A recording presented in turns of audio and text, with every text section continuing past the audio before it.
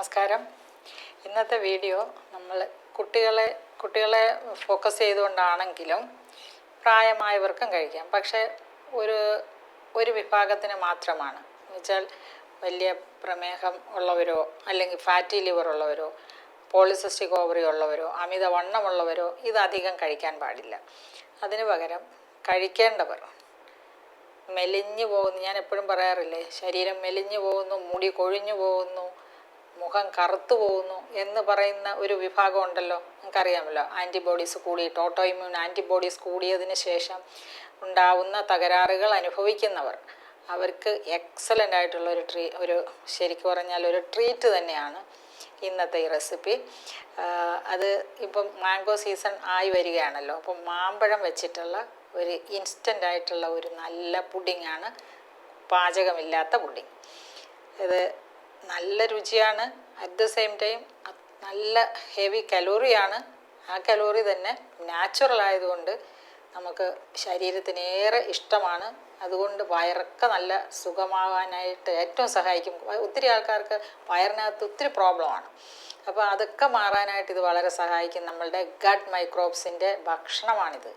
എല്ലാത്തിനും അതിന് വേണ്ട എല്ലാ നാരുകളും വൈറ്റമിൻസും മിനറൽസും നല്ല പ്രോട്ടീനും ഒക്കെ ചേർന്നിട്ടുള്ള അടിപൊളി ഒരു സ്നാക്കാണ്.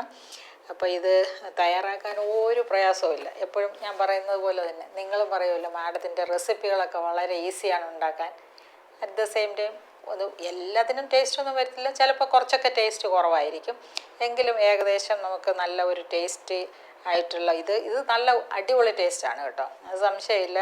അങ്ങനത്തെ ഇൻഗ്രീഡിയൻസാണ് ഇന്ന് ഞാൻ എടുത്തിരിക്കുന്നത്, സെലക്ട് ചെയ്തിരിക്കുന്നത്. അതാണ് നേരത്തെ ഓർമ്മയുണ്ടല്ലോ, നേരത്തെ നമ്മൾ ഏതാണ് ഇത് വെച്ചിട്ട് കസ്റ്റാർഡ് ആപ്പിൾ ഒരെണ്ണം ഇതുപോലെ ഒരു ഇൻസ്റ്റൻ്റ് ആയിട്ടുള്ള ഒരു പുഡിങ് ചെയ്തില്ലേ, അപ്പോൾ അതുപോലെയാണിത്. അപ്പോൾ ഇതിനെ 2 തരത്തിൽ റെസിപ്പി ആക്കാൻ പറ്റും. എങ്ങനെയാണെന്ന് അറിയാമോ? ഈ മാംഗോ പൾപ്പാണ് ഞാൻ ഇവിടെ തയ്യാറാക്കി വെച്ചിരിക്കുന്നത്. മാംഗോ പൾപ്പും അതുപോലെ തന്നെ കാഷ്യൂവിൻ്റെ നട്ട് ഇത് നല്ലതായിട്ട് അരച്ചെടുത്തതുണ്ട്, പിന്നെ ശർക്കരപ്പാനിയുണ്ട്, ഇങ്ങനെയുള്ള സംഭവങ്ങളെല്ലാമാണ്.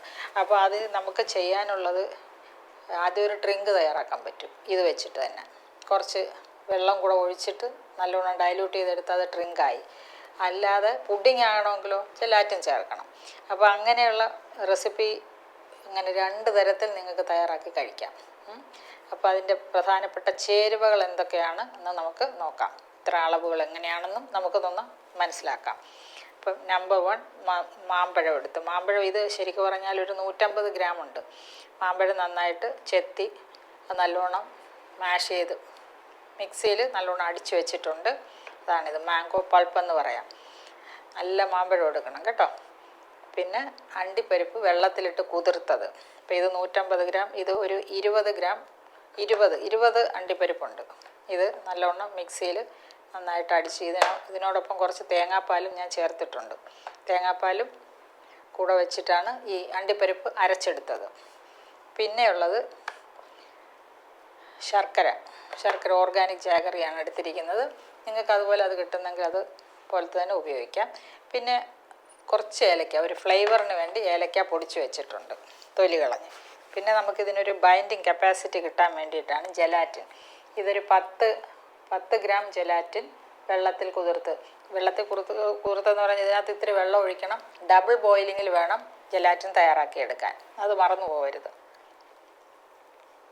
അങ്ങനെ അലച്ച് എടുത്ത ജെലാറ്റിനാണ് ഇതിലിരിക്കുന്നത്, ഡബിൾ ബോയിലിങ്ങിലൂടെ. അപ്പോൾ നമുക്ക് സമയം ലാഭിക്കാൻ വേണ്ടി ഞാൻ ഇതെല്ലാം കൊണ്ടുവന്നൊന്ന് ഇളക്കി വെച്ച് ഇത് ഞാൻ സെറ്റാക്കി. ഇന്നലെ ഞാൻ സെറ്റാക്കി വെച്ചതുണ്ട്, ആ സെറ്റാക്കിയതാണ് നമ്മൾ ഇന്ന് നിങ്ങളെ ഇപ്പോൾ കാണിക്കുമ്പോൾ. അല്ലാതെ ഇത് സെറ്റാവത്തില്ലല്ലോ, ഒരു 4 മണിക്കൂർ മിനിമം വേണം സെറ്റാവാൻ.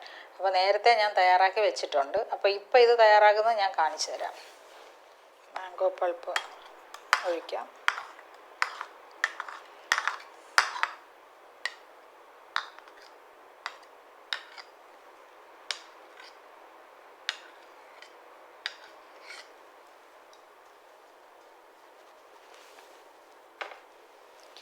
കാഷ്യൂ നട്ട് കുറച്ച് തേങ്ങാപ്പാലും കൂടെ ചേർത്തിട്ടാണ് ഇത് അരച്ചിരിക്കുന്നത്. ഇത് ഡ്രിങ്കായിട്ട് എടുക്കുമ്പം ഇതിനകത്തേക്ക് കുറച്ച് തേങ്ങാപ്പാൽ കൂടുതൽ ചേർക്കണം.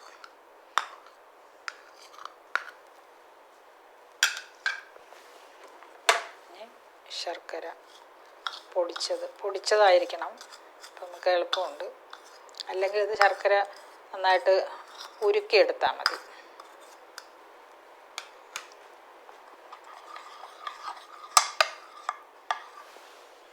പിന്നെ ഏലക്ക പൊടിച്ചത്,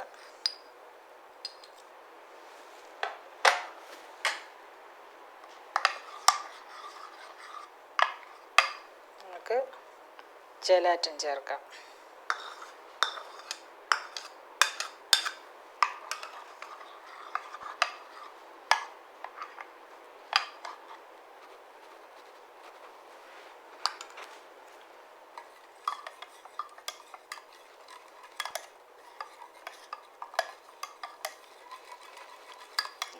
പാചകം കഴിഞ്ഞു.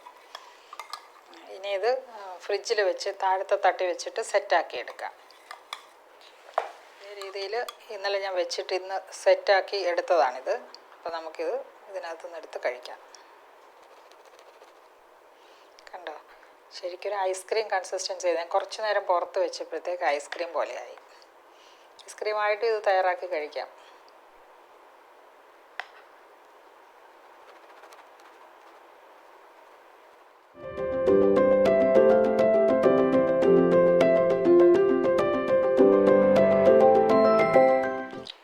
നോക്കാം അല്ലേ.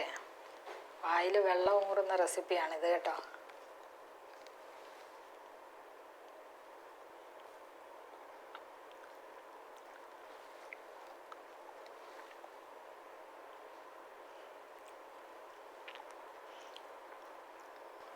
വായിലിട്ടാൽ അലിഞ്ഞു പോകുമെന്ന് പറയില്ലേ, അതുപോലെയുള്ള റെസിപ്പിയാണ്.